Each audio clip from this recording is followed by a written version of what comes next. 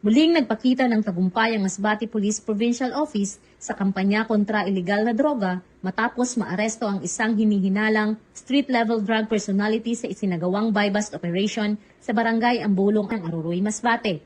Pinangunahan ng Aroroy Municipal Police Station, katuwang ang Masbate Provincial Police Drug Enforcement Unit, Provincial Intelligence Unit, First Provincial Mobile Force Company at sa koordinasyon ng Philippine Drug Enforcement Agency, Regional Office 5 ang operasyon.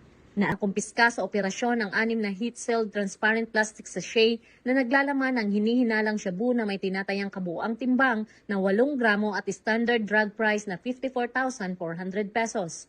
Nahaharap ngayon ang naaresto sa kasong paglabag sa Republic Act No. 9165 o ang Comprehensive Dangerous Drug Acts of 2002.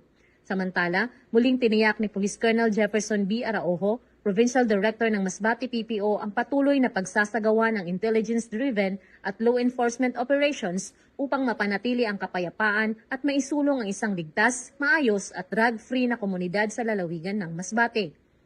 Patuloy namang hinihikayat ng Philippine National Police ang publiko na makiisa sa kampanya laban sa iligal na droga sa pamamagitan ng pagbibigay ng impormasyon sa pinakamalapit na himpilan ng pulisya.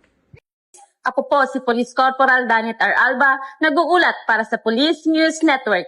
At ito ang bagong PNP para sa bagong Pilipinas, serbisyong mabilis, tapat at nararamdaman.